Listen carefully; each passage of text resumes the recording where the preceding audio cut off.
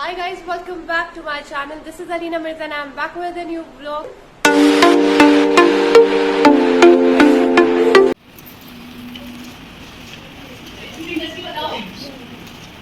Introduction to the food industry. देखो, the food industry encompasses the production, processing, packaging, distribution and retail of food. क्या होगी food industry? क्या हो गया? जहाँ पे कोई भी फूड प्रोडक्ट होता है, उसकी सारी पैकेजिंग होती है, उसका बनने का पूरा तरीका कभी गए हो? कोई विजिट करा है किसी ने? फूड साइट्स की नहीं होता, मतलब फूड साइट्स के बच्चे जाते हैं विजिट करते हैं, जैसे ये पराग वगैरह है, मतलब नेस्ले वगैरह है, तो वहाँ पे कैसे बनता है सारा, तो वो पूरा एक इंडस्ट्री होती है, वहाँ पे पूरा आपको प्रोसेस बताते हैं बनते हैं कि मिल्क कैसे बन रहा है, नेक्स्ट प्रोसेस क्या है इसमें, ठीक है, ये कर्ड कैसे बन रही है। तो फूड इंडस्ट्री बेसिकली एक बहुत बड़ी इंडस्ट्री होती है, कोई भी फूड आइटम की जहाँ पे वो अच्छे से बनता है खाना, ठीक है, उसका पूरा प्रोसेस मशीन लगी हुई होती है, देखा है वीडियो में, देखा होता है, बड़ी बड़ी मशीन लगी हुई होती है। फिर जब वो खाना बन जाता है उसके बाद उसकी क्या होती है, पैकेजिंग होती है, ठीक है, उसको पैकेजिंग मटीरियल उसके लिए भी अब मशीन है, पहले तो हाथ वगैरह से यूज कर लेते थे, मैनुअल लेकर रहता था, अब आज की डेट में क्या है, हर जगह पैकेजिंग के लिए मशीन है। तो वो पूरा ये जो सारे काम होते हैं फूड इंडस्ट्री में आ जाते हैं। It plays a critical role in global economy by providing employment and ensuring food security. Global economy का क्या मतलब है? देखो कैसे फूड इंडस्ट्री ग्लोबली आपको कैसी इकोनॉमी कहेंगे, ये क्या कर रही है, इसकी वजह से लोगों को जॉब्स मिलती है, ठीक है, फूड इंडस्ट्री में देखा होगा, अब मशीन्स काम तो कर रही है, लेकिन उन्हें भी ऑपरेट करने के लिए लोग तो चाहिए ना। अब जैसे कंप्यूटर है, तुम्हें कुछ भी लिखना है कंप्यूटर पे लिख देते हो, लेकिन कंप्यूटर चलाने के लिए इंसान तो चाहिए ना, खुद तो लिखते नहीं हो। तो ये जो फूड इंडस्ट्री होती है वहाँ पे और कामों के लिए बहुत सारे लोग लगाए जाते हैं, ठीक है, अभी देखना वीडियोस वगैरह देखना फूड प्रोसेसिंग यूनिट का, फूड इंडस्ट्री की वीडियोस देखना, उसमें तुम्हें पता चलेगा लोग वहाँ पे काम कर रहे हैं, मशीन्स की हेल्प से भी काम तो लोग ही करते हैं ना, तो ये एम्प्लॉयमेंट प्रोवाइड कर रहे हैं। आते रहो जवाब करते रहो। की सेक्टर्स एग्रीकल्चर, तो की सेक्टर से क्या मतलब है, कहाँ पे ये इंडस्ट्री एग्रीकल्चर में होता है। फिर आ जाएगा फूड प्रोसेसिंग एंड मैन्युफैक्चरिंग, जहाँ पे खाना वगैरह का बनने का होता है और कैसे बनता है वो पूरा प्रोसेस दिखाता है। फिर है फूड रिटेल एंड डिस्ट्रीब्यूशन, फिर वो जगह जहाँ पे ये जो भी प्रोडक्ट बनता है उसे रखते हैं, स्टोर करते हैं, उनके प्राइसेस वगैरह सेट किए जाते हैं। फिर है हॉस्पिटैलिटी एंड फूड सर्विसेज, तुमने देखा होगा कहीं कहीं फूड सर्विसेज प्रोवाइड की जाती है, फ्री फूड होता है या इससे भी हॉस्पिटैलिटी फूड सर्विसेज प्रोवाइड की जाती है।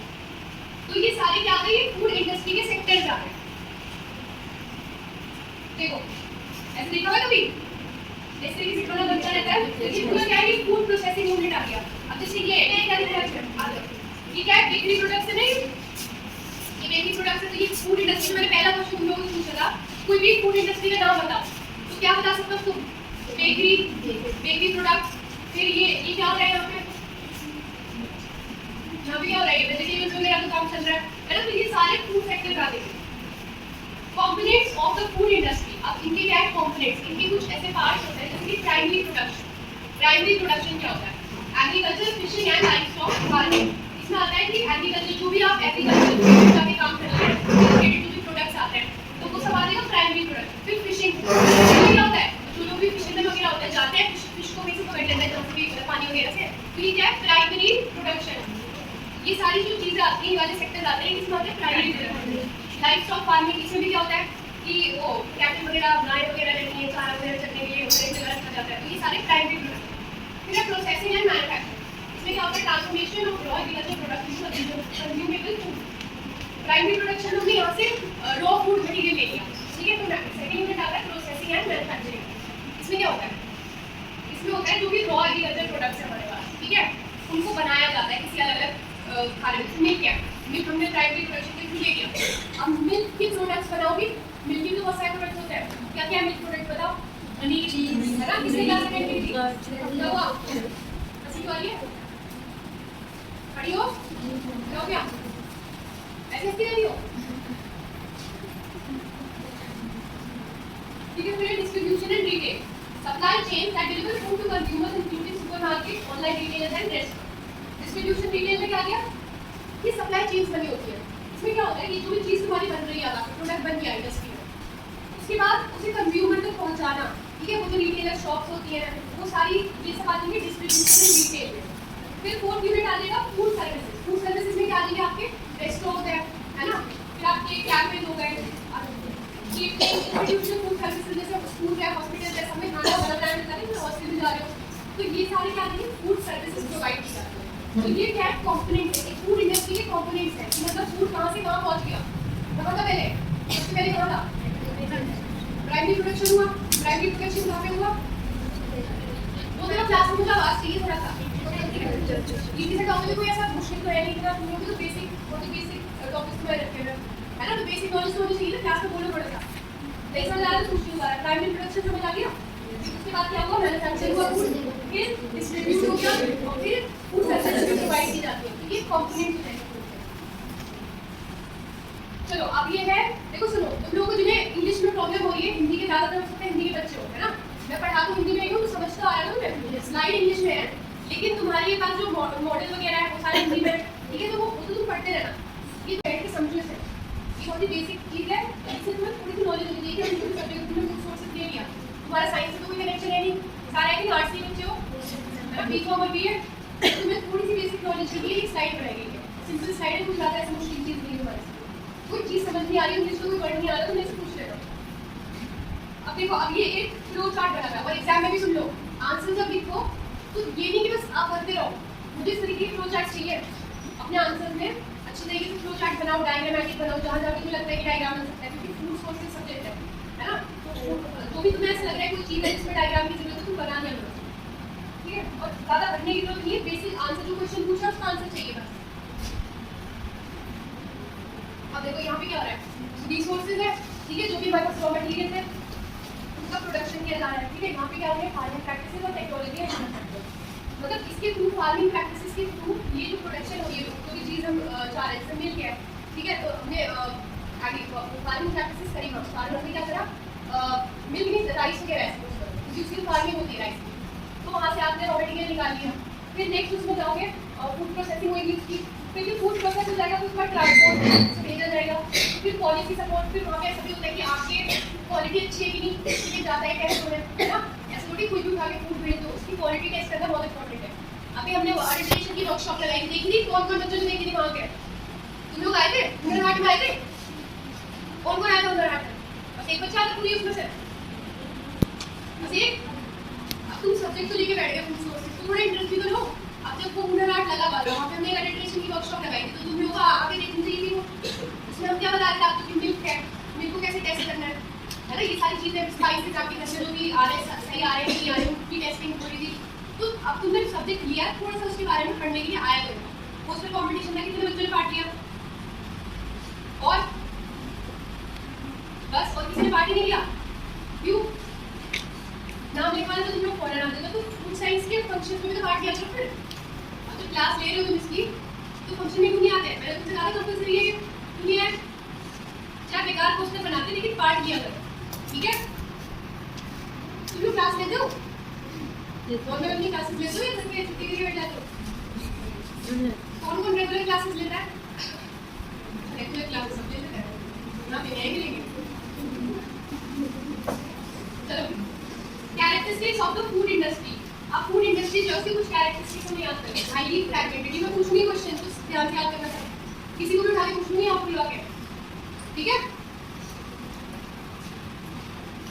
highly fragmented, very small and medium enterprises coexist with multinational corporations. इसमें क्या होता है? बहुत से छोटे-छोटे जो शॉप्स होती है या जो भी छोटे-छोटे बिजनेस को स्टार्ट करते हैं, ये दोनों ये मिल के क्या करते हैं, मल्टीनेशनल कंपनीज के साथ कोलैबोरेशन कर लेते हैं, मिल जाते हैं, जुड़ जाते हैं, ठीक है? फिर क्या है, perishable products, highly perishable items, limited shelf life, requires efficient logistic and storage. Perishable products क्या होते हैं, मैंने पिछली क्लास में बताया था, अगर कोई आया होगा तो उसे पता होगा, व्हाट आर पेरिशेबल प्रोडक्ट्स, पता है, ये पता, किसी ने पता, देखो कोई भी ऐसा फूड आइटम जिसके अंदर बहुत ज़्यादा वाटर की वो बहुत ज़्यादा वाटर है उसके अंदर, है ना, कहते हैं ना जो बहुत ज़्यादा वाटरी फ्रूट्स होते हैं वो जल्दी सड़ जाते हैं, क्यों, तुम्हें इसकी नीचे की साइज पता होनी चाहिए, इसलिए क्योंकि जो मॉइस्चर होता है ना, moisture is not good for food shelf life, उनकी शेल्फ लाइफ के लिए अच्छी चीज़ नहीं होती, उस पर फाइटो ऑर्गेनिज्म ग्रो कर जाते हैं, है ना, तो अपने जो ये जो पेरिशेबल प्रोडक्ट्स होते हैं ये बहुत जल्दी इनकी शेल्फ लाइफ बहुत कम होती है, तो जल्दी खराब हो जाता है, इसलिए देखना कोई ऐसा फ्रूट जो बहुत ज़्यादा जिसमें वाटर बहुत होता है और नॉर्मल फ्रूट देखना कौन ज़्यादा जल्दी स्प्रेड पेरिशेबल होता है, पेरिशेबल में कहते हैं, समझा क्या पेरिशेबल सबको, पीछे ये लड़की जो बैठी हुई है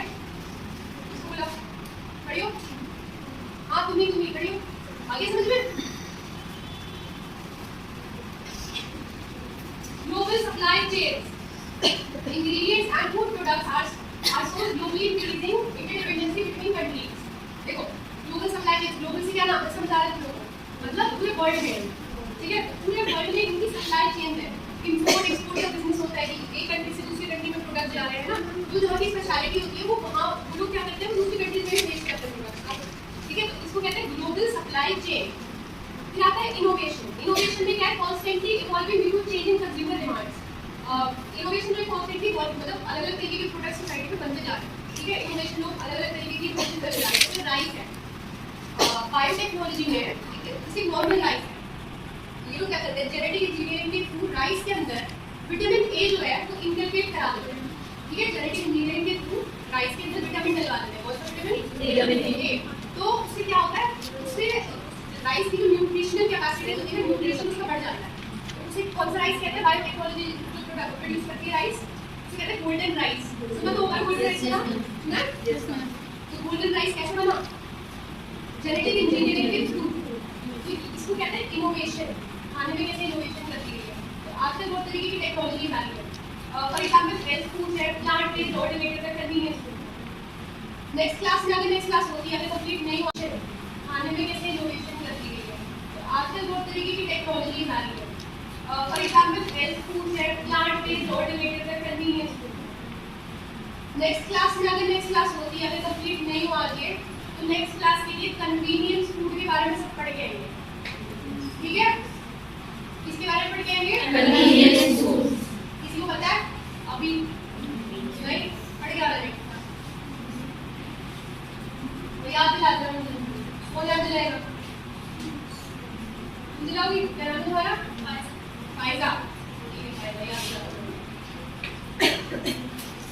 एलिड इंडस्ट्रीज, इसमें क्या होता है, पैकेजिंग इंडस्ट्री, ठीक है, पैकेजिंग बहुत इंपॉर्टेंट एस्पेक्ट है, ठीक है, पैकेजिंग अच्छी होनी चाहिए हर चीज की। एक बात और, नॉर्मल ब्राउन कलर की पैकेजिंग है, ठीक है, और एक बहुत ही अच्छी पैकेजिंग है, दिखने में इतनी सुंदर है कि तुम मन करे देखते हो, तो कौन सी चीज तुम लोगे, ऑब्वियसली जो सुंदर लग रही है दिखने में, ठीक है, तो पैकेजिंग बहुत इंपॉर्टेंट एस्पेक्ट होता है कभी भी किसी भी चीज में, मतलब तुम कभी आगे जाके बिजनेस भी करोगे, ठीक है, हो सकता है करो, तो पैकेजिंग अपनी हर उसमें इंसान सबसे पहले क्या सोचता है कि उसकी पैकेजिंग है बाहर की, क्योंकि अंदर का मटेरियल आपको नहीं पता, पहले आप बाहर की चीज ही देखते हैं, तो इसके पैकेजिंग बहुत इंपॉर्टेंट है। फिर है पैकेजिंग इंडस्ट्री, इसमें क्या है, develops innovative solution for food preservation, safety and branding. अच्छा, पैकेजिंग में बताओ क्या क्या चीजें इंपॉर्टेंट है तुम्हारे हिसाब से, बताओ, कुछ तो बेसिक नॉलेज होगी ऐसी बता दो कि बताओ पैकेजिंग जो करते हैं क्या चीजें ध्यान में रखनी चाहिए। हाँ, लेबलिंग, क्या है, खड़े होके बोलो, सब दोस्त हैं तुम्हारे, खड़े हो जाओ, दोस्त हो ना तुम एक दूसरे के, तुम खड़े हो क्या,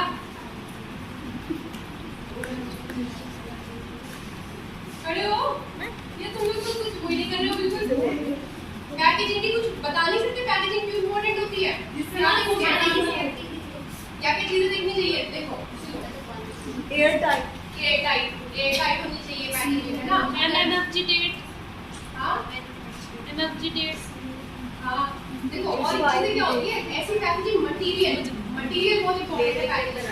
सपोज करो कुछ ऐसी तुमने पैकेजिंग ले ली और खाना फूड प्रोडक्ट है, तो क्या होता है, गलत तुमने पैकेजिंग मटेरियल चूज कर लिया तो तुम्हारी जो उसके साथ फूड के साथ रिएक्शन हो सकता है, तो material of packaging is very important, ठीक है, पैकेजिंग मटेरियल देखना चाहिए, फिर देखना चाहिए कि आप किस चीज़ को पैक कर रहे हैं।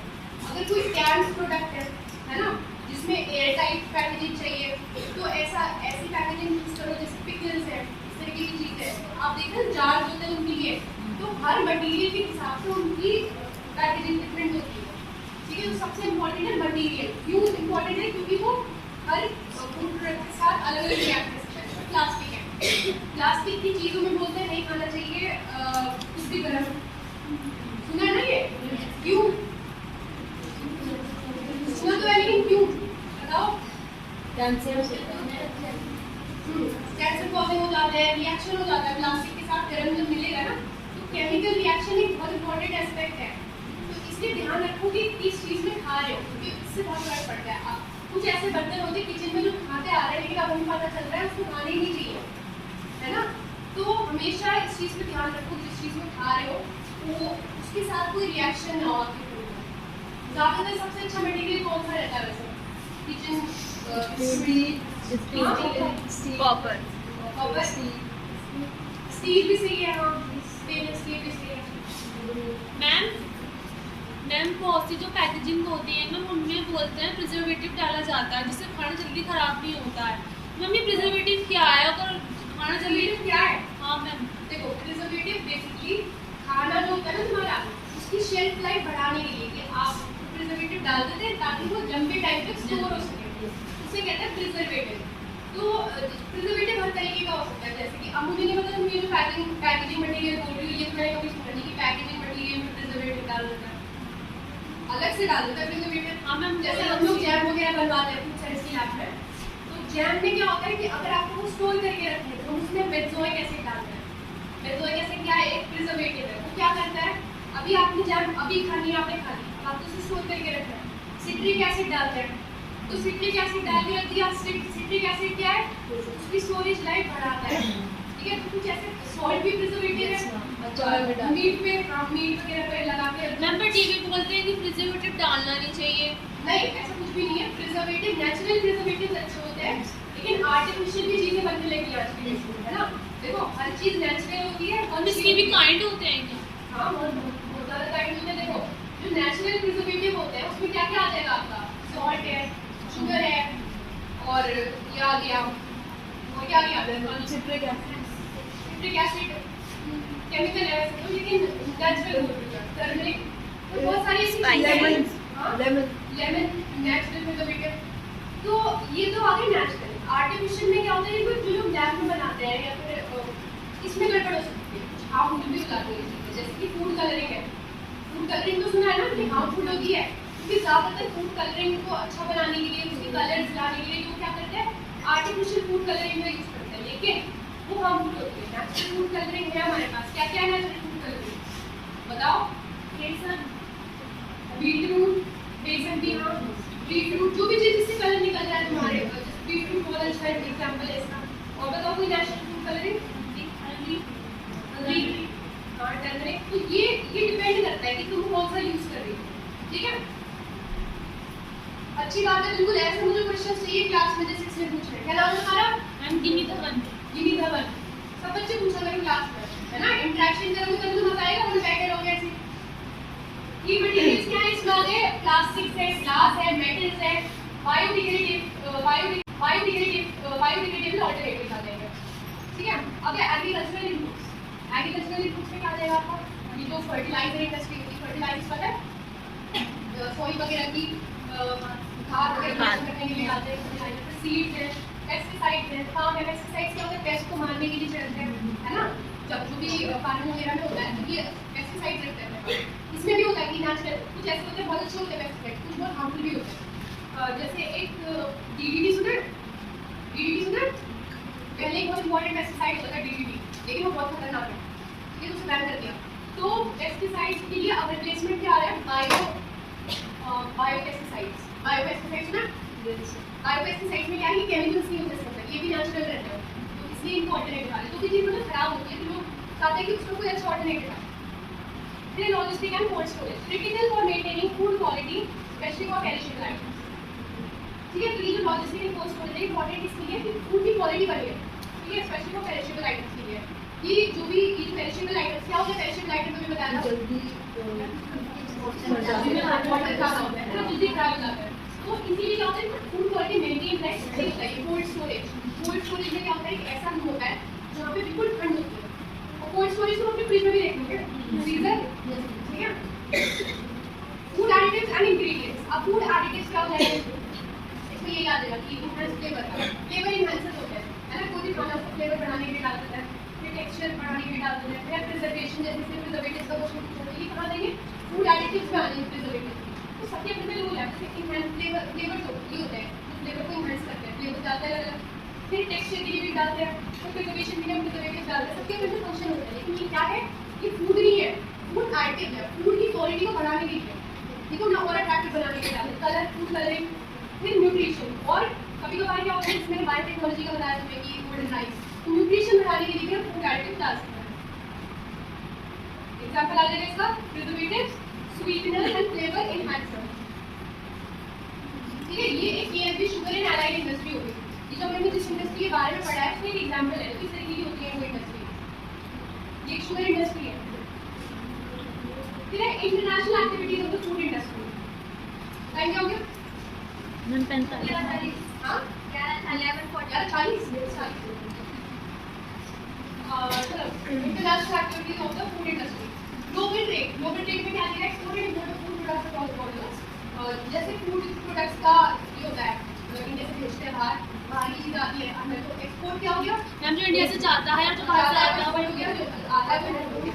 ठीक है, मेजर एक्सपोर्टर्स क्या हैं? USA, EU, Europe, Brazil and China. Major exporters तो ये वाली कंट्रीज को थोड़ी याद कर लेते हैं। मेजर एक्सपोर्टर्स कौन से हैं? ठीक है, मेजर एक्सपोर्टर्स कहाँ से आता है? इस सारे मिडिल ईस्ट है, अफ्रीका है, साउथ ईस्ट एशिया है। मल्टीनेशनल कॉर्पोरेशन पता होनी चाहिए। मल्टीनेशनल कॉर्पोरेशन कंपनी जैसे नेस्ले कंपनी है, यूनिलीवर है, पेप्सिको है, ये क्या है? ग्लोबली ऑपरेट करती है। ठीक है, world wide influencing supply chain, local economy and consumer trade. तो ये बहुत ही इंपॉर्टेंट इंडस्ट्रीज है जो कि इस मार्केट में है। मतलब ये कंज्यूमर ट्रेड लोग ज़्यादातर इनका खाते हैं, मतलब अच्छी फेमस कंपनी है नेस्ले वगैरह। फिर है global regulation. Trade policy govern by bodies like WTO। 2-3 bodies के नाम याद कर लेना है। WTO की पता नहीं world trade organisation. Supporting celebrities and international agreements to food safety standards। ठीक है, तो ये कुछ गवर्नमेंट पॉलिसीज हैं जो कि वर्क करती है रिलेटेड टू इंटरनेशनल, है ना, एक्सपोर्ट एंड इंपोर्ट में। फिर प्रोसेसिंग एंड वैल्यू एडिशन। इसमें प्रोसेसिंग सबसे पहले क्या है? Method including cleaning. अब प्रोसेसिंग में क्या क्या मेथड आते हैं? अब जैसे यहाँ पर तुम्हें एक लाइन में तुम्हें आंसर दे दिया क्योंकि ये PPT है, तो तुम आंसर लिखोगे तो तुम प्रोसेसिंग के बारे में क्या क्या मेथड लिखोगे? मेथड में आ जाएगा क्लीनिंग। क्लीनिंग में क्या लिख सकते हो? बताओ क्या लिखोगे? क्लीनिंग में फूड क्लीनिंग में अपने वर्ड में बना के लिखोगे ना, जब हेडिंग डालोगे क्लीनिंग। लाइक मिलिंग क्या होता है? राइस का सुना कभी? हाँ, तो भूलना चाह रहे हो बोल दिया करो, कोई बात नहीं। बोले कुछ? देखो मिलिंग एक प्रोसेस होता है, बेसिकली राइस की फील्ड में यूज होता है। जो राइस होता है वो मिलिंग कराया, ड्राई में सुखाया जाता है। फिर फर्मेंटेशन भी मैंने बोला था नेक्स्ट क्लास में पढ़ के आना पड़ेगा, तो याद नहीं हो तो हम ब्रेड वगैरह का पढ़ते थे, यीस्ट और बोला था लास्ट क्लास में। अब तो पढ़ नहीं रहा, पढ़ के आई हो? पढ़ेंगे क्यों बता रही थी मैंने। नेक्स्ट क्लास में क्या पढ़ के आना है? क्या पढ़ के आना है नेक्स्ट क्लास में? पढ़ के आओगी ना नेक्स्ट क्लास में? नहीं है फर्मेंटेशन बेसिकली प्रोसेस है जिसमें जैसे ब्रेड बनाई जाती है। मैंने तो जिसकी टेम्परेचर पढ़ के आना। फिर कैनिंग क्या होता है? जो कैन्स बनाए जाते हैं उन्हें टाइट करने का प्रोसेस। एग्जांपल आ जाएगा wheat powder and flour, which is used to make bread. जो व्हीट है आटे में बनाया जाता है। ठीक है, फिर से ब्रेड बनाई जाती है। आगे काम करो, याद कर लो। ठीक है, यहाँ से मैं एक क्लास में पढ़ाऊंगी, कन्वीनियंस फूड पढ़ के आएंगे और फिर हम यहाँ से स्टार्ट करेंगे।